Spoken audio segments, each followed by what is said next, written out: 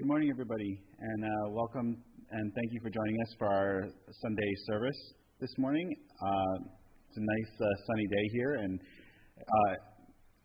hopefully it's sunny wherever you guys are out there in Zoom. All right, we'll begin service today with the chanting of Jusei, followed by, we'll begin service with the ringing of the concho, followed by Jusei. You can either follow along on the screen or it's on page 93 in the purple book in front of you.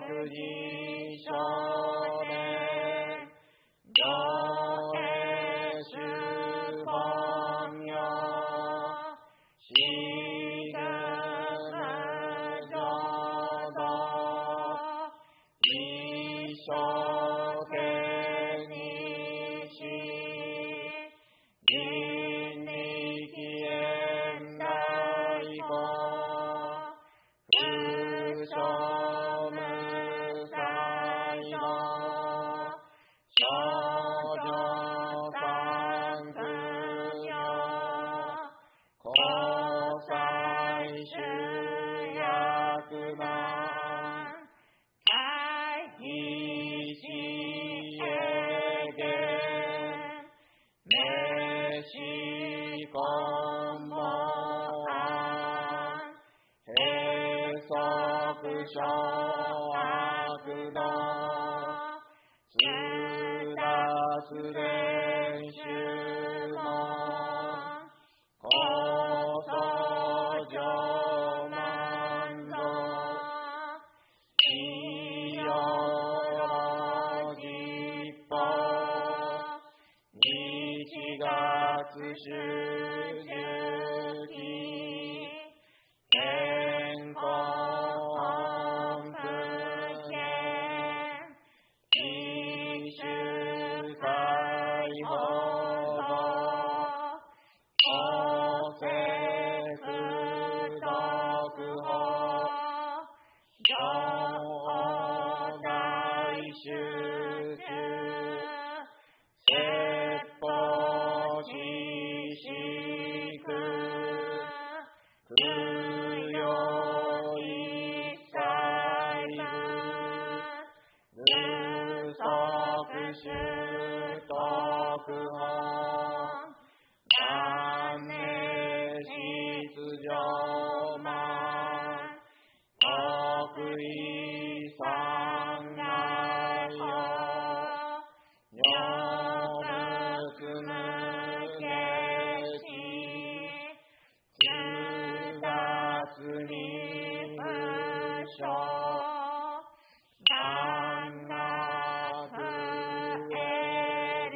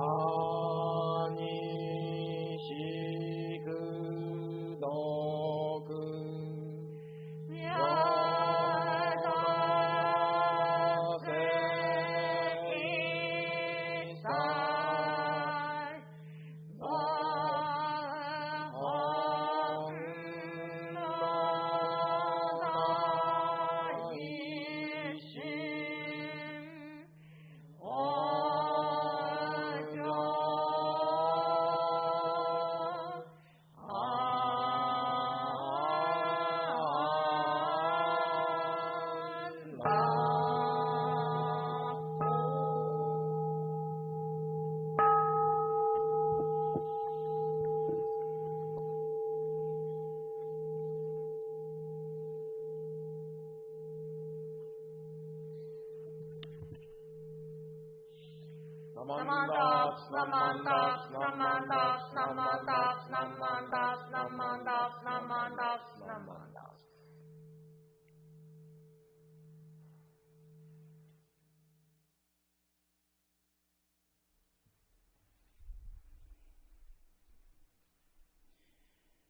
will now have the reading of the Three Treasures and San Kiemon.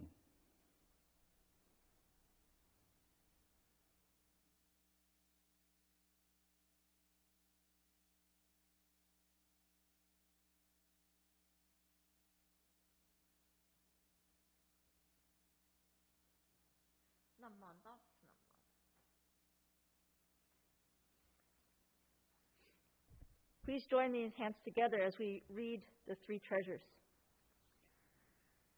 Hard is it to receive a human form. Now we have received it. Difficult is it to hear the Buddha Dharma. Now we hear it.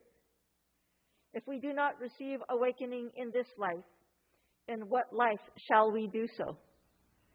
Let us reverently take refuge together in the three treasures of the truth. I take refuge in the Buddha. Together with all beings, may we attain the great way of enlightenment, awakening to the supreme intent of the Buddha.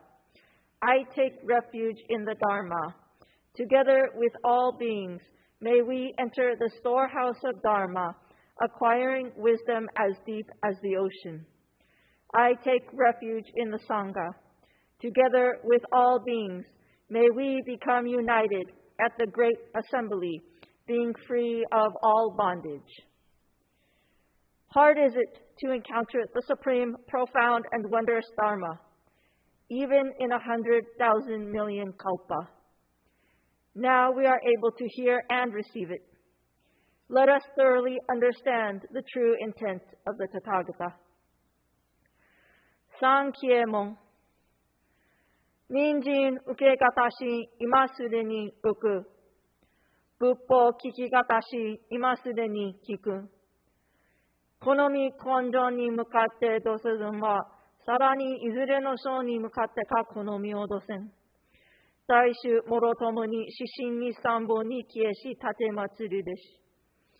自ら仏に消えし、立て祭る。まさに願わくは衆生とともに大道を体現して無常よ起こさん。自ら法に消えし立て祭る。まさに願わくは衆生とともに深く共造に入りて知恵海のごとくならん。自ら僧に消えし立て祭る。まさに願わくは衆生とともに大衆を通りして一切無限ならん。無常人人未明の方は百千万号にもあようことかたし、我今検問し授受することをたり、願わくは如来の真実義を義し立て祭らん。ナモアミダ仏、ナマンダ仏、ナマンダ、ナマンダ仏、ナマンダ、ナマンダ仏、ナマンダ、ナマンダ仏。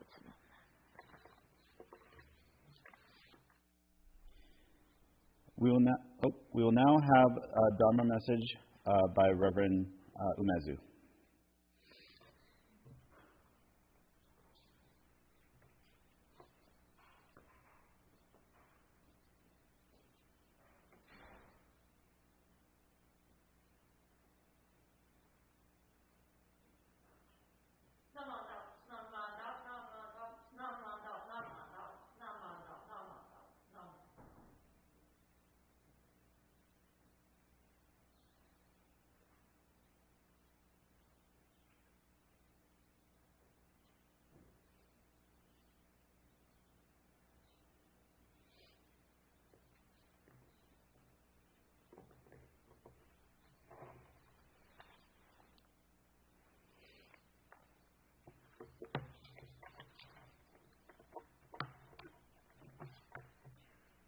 Please join me with hands together as I read a passage written by Venerable Shinran.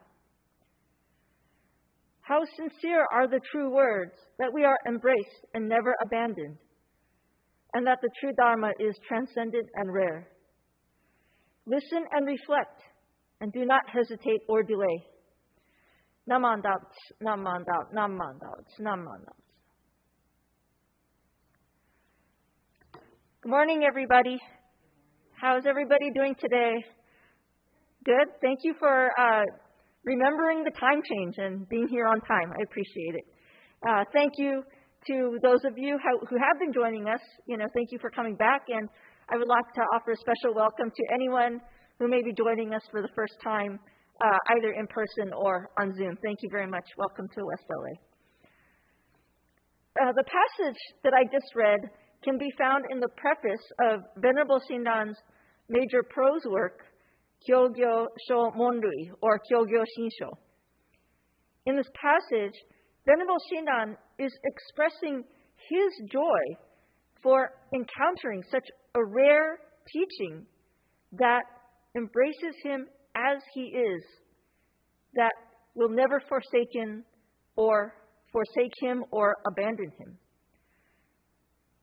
Out of this deep joy for what he has received, he is urging everyone to open themselves up to wholly encounter this teaching for themselves as soon as possible, without delay. I have tended to talk about what I consider the wisdom of Amida Buddha that is directed to us out of compassion through Namo Amida Butsu. But today I would like to talk about this very important quality of the vow's compassion. What does it mean for Buddha's compassion to be unhindered and immeasurable? And what does it mean for us to be embraced and never abandoned? To try to express my appreciation of what this means, I would like to share a story from my family's history. My great-grandparents, my mother's father's parents, migrated or immigrated to the U.S. from Japan in the early 20th century, around the 1910s. When they arrived here, they worked as migrant farmers in the Central Valley of California. What it means to be a migrant farmer is that they didn't really have one fixed place to be. They moved season to season wherever there was work. So they stayed in shacks that were provided by the landowners for the workers, but they themselves did not have a fixed residence of their own. My grandfather had told us that by the time he was in third grade, he had transferred schools 13 times. Can you imagine that? In the early 1930s, after being a migrant farmer for several decades, my great-grandfather was given the opportunity to lease a small portion of someone else's land to grow his own crops. So, of course, he took advantage of the opportunity and built a small house for the family to stay on, because the family was allowed to also stay on the property. Finally, with their own land, their own crops, they slowly started to do better financially and even began to build up some savings. A few years later, a salesman had come to their house to try to sell them a car. In those days, family cars were a luxury and a status symbol for their community. However, the thought occurred to my great-grandfather, and consulting with his teenage son, my grandfather, they decided that perhaps the family's money would be better spent trying to buy land and permanent housing for the family, so they did not have to worry about moving in the future. In those days, Japanese immigrants were not allowed to own land. And my great-grandfather, who was a U.S. citizen, was not 18 yet, so he was not eligible to buy land either. But fortunately, they had a relative who was over 18 and American-born citizen. So it came to be, with the relative's help, that my great-grandfather was able to purchase the land that they were leasing and build a more permanent house for the family. He declared, as part of his reasoning and when he purchased this land, that he wanted to make sure all of his family members, as well as their future families, had a safe place to come home to. He wanted to make sure that no one in his family ever felt like they didn't have a home or a family to be with. Fortunately, unfortunately, World War II broke out, but fortunately, they had some nice neighbors who kept the house and the farm for them. So when they came back to California after the war, because my grandfather was the eldest son, he was able to inherit this land and the house. And he wanted to keep his father's wish, my great-grandfather's wish, alive. So he kept that house, and it became the house that my mother and all of her siblings were raised in. And it also became the house that all the cousins and relatives would congregate at for family gatherings, not just his immediate family, but his relatives as well. When I was growing up, I had also moved houses several times when I was young. By the time I was 7, I had lived in 4 different houses. In my whole life, actually, I've never lived in a house longer than 9 years. However, throughout my life, one constant house was my grandparents' house, the house my great-grandfather built. From the time that I left home for college, every once in a while, I would call my grandparents and ask if I could visit them or stay with them for a while, because it was a place where I felt I could be at home. And my grandfather would tell me, "You're welcome anytime, just come over." That's what Oji-chan said the house was here for. So my visits with them were usually just for weekends. And even though my visits with them were short, and I never lived there, I never really lived there, I have always considered that house my home away from home, because it was a safe and reliable place that I was always able to go to, no matter where I was living. In addition, I knew it was a place where I was always welcomed. In fact, whenever anyone in the family needed a place to stay, long-term or short-term, my grandfather, in line with his father's wishes, made sure the house was open to all of them. I never met my great-grandfather. He passed away many years before I was born. Yet, as I became an adult and began to learn about the history of the house, I feel that I have met him through his wish that he left for his family, which includes me. In addition, I came to appreciate that I did not need to physically be at that house with family to remember that through my great-grandfather's wish, his forethought and love for others, I was provided a place to call home. As I reflect on this heart and wish of my great-grandfather, I am reminded of Amida Buddha's wish to embrace and never abandon any of us. Amida Buddha, as Dharmakara Bodhisattva, established the fundamental vow and became Namo Amida Butsu, with the wish that all beings who are ever feeling lost and in fear can find solace and safety within its light and life. Tathagata's aspiration comes to us with a heart of not wanting us to wander around in life, with living feeling like we are never settled.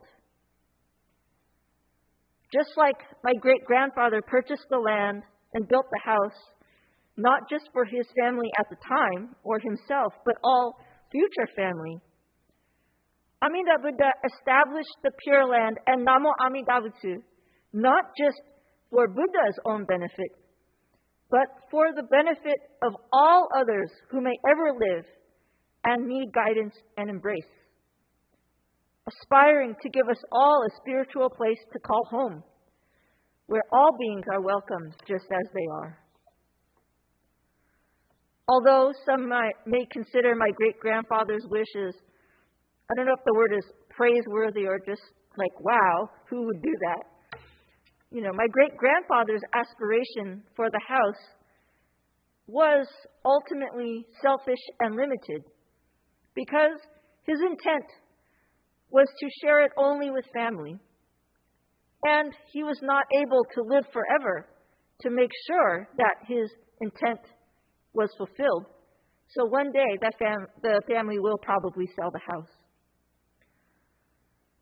But in contrast to any such wishes that we may make for ourselves and our friends and family, Amida Buddha's aspiration is unhindered and unlimited.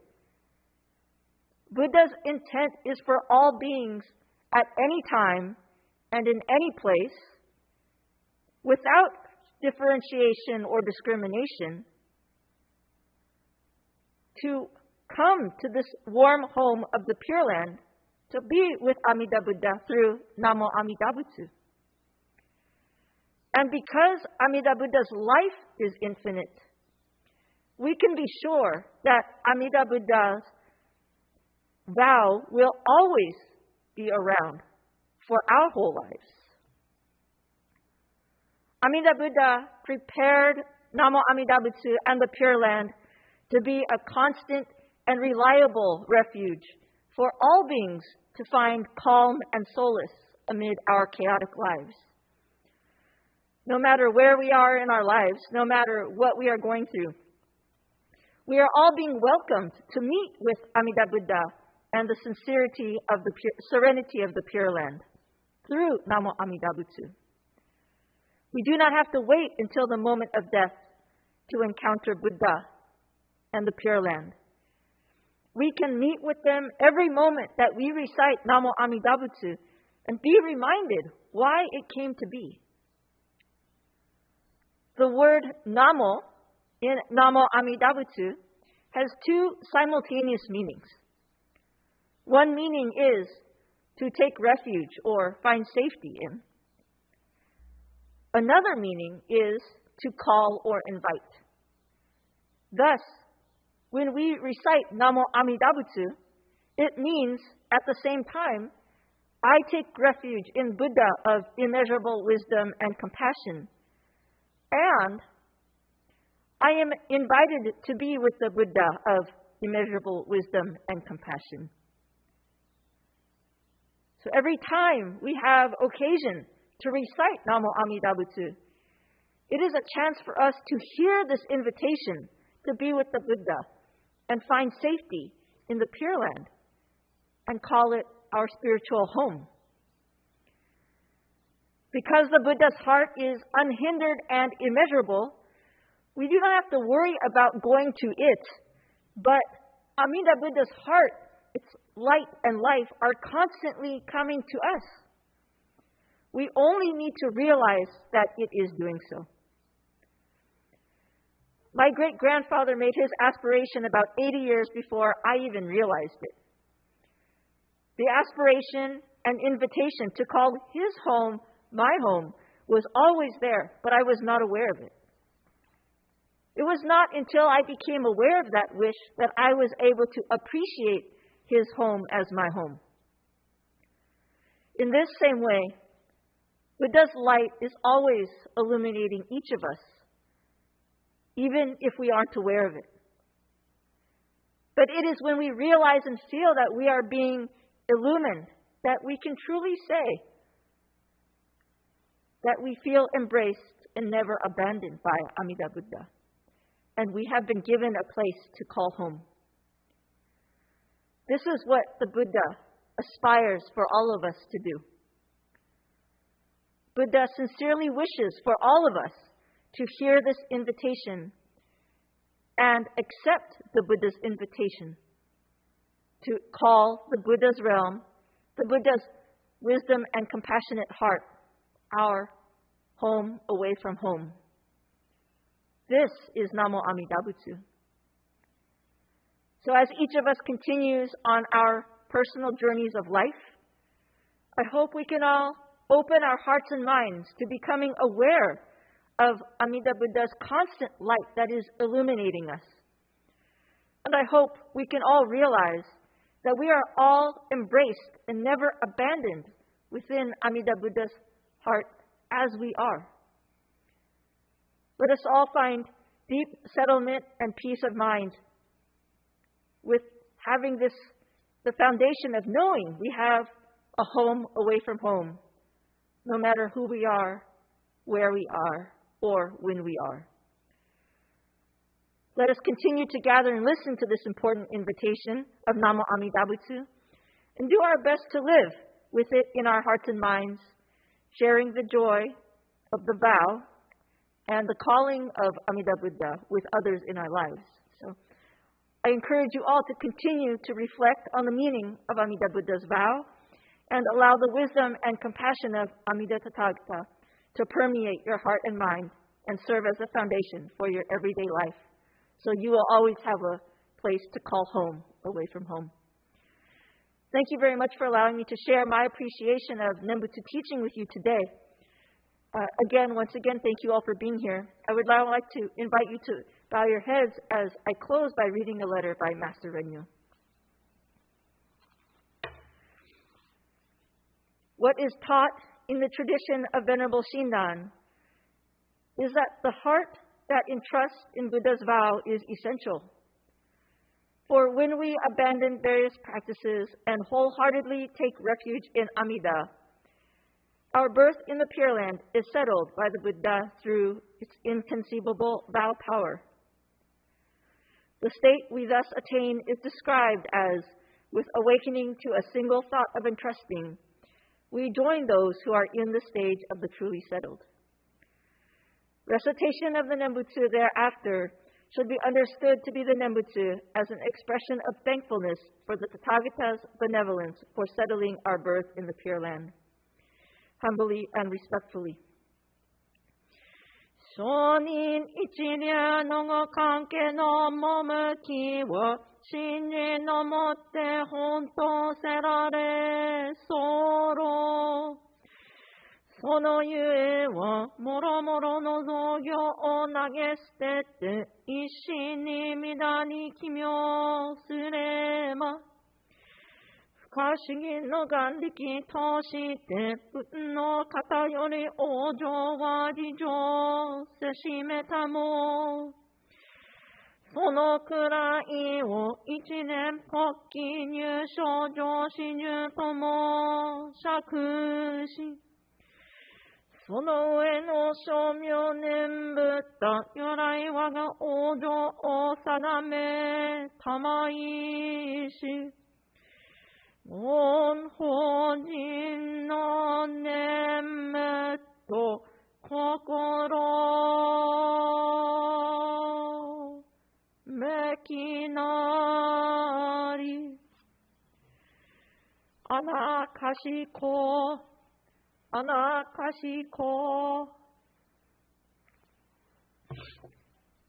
Namo Amida Butsu, Namo Amida Butsu, Namo Amida Butsu, Namo Amida Butsu, Namo Amida Butsu, Namo Amida Butsu, Namo Amida Butsu.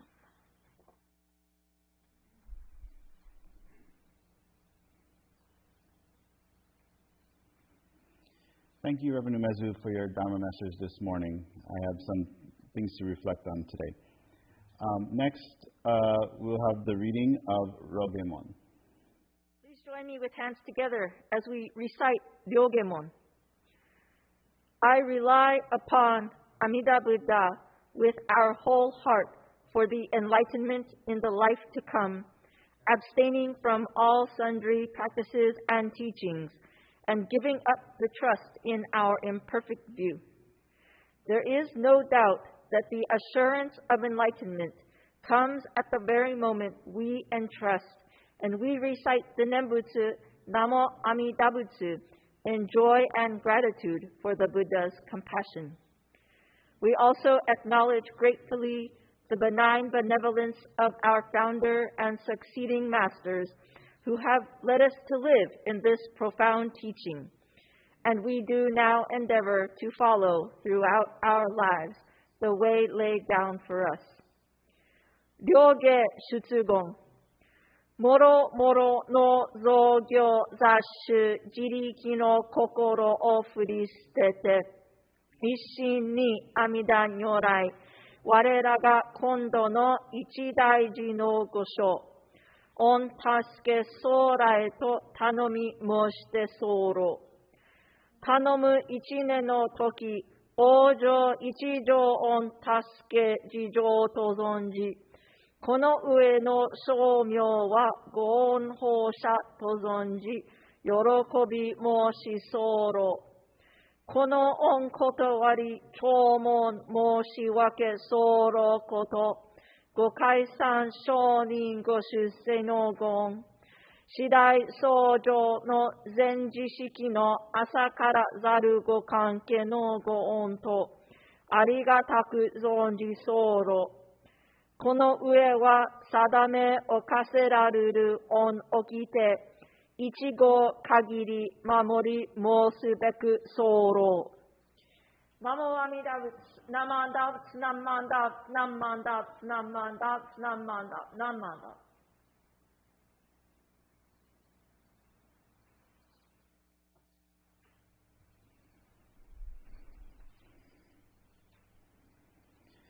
Thank you, Reverend Umezu. Now it's time for announcements. Next week, on Saturday, we have our Spring Higan seminar entitled Shinjin or Enlightenment.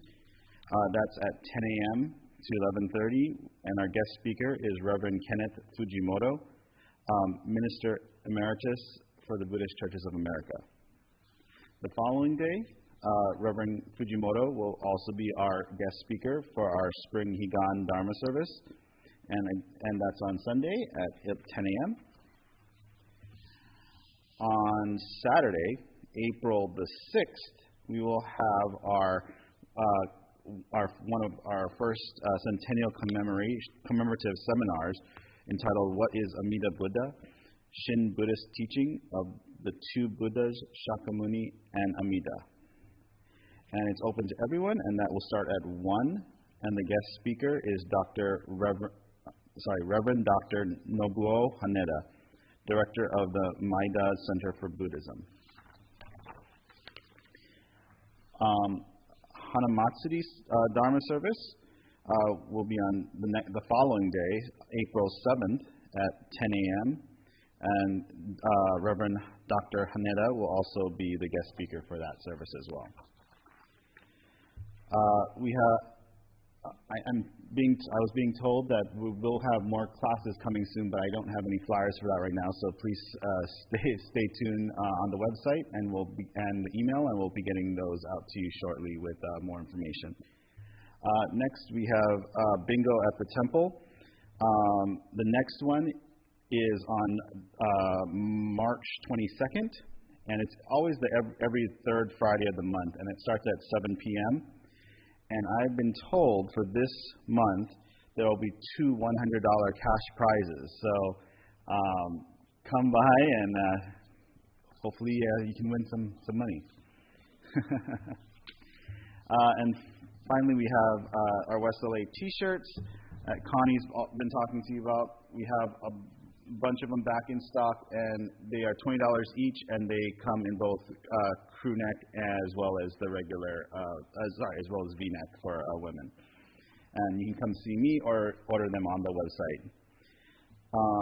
Also, on the back table, or if you need some, we still have a bunch of BCA calendars celebrating the 125th anniversary. So if you need a calendar for the year, definitely go pick that up. So it's on the back, or if you need one, send us a message and we'll get one out for you soon. With that, I'd like to thank everybody for joining us today. I know it's much earlier now in Hawaii for those on Zoom in Hawaii that are here at 7 a.m. and the afternoon and the afternoon to you all on the East Coast as well. So, anyways, we'll have a great rest of your Sunday, and we'll see you next week Saturday for our seminar. All right, Sensei. Please join me in the show.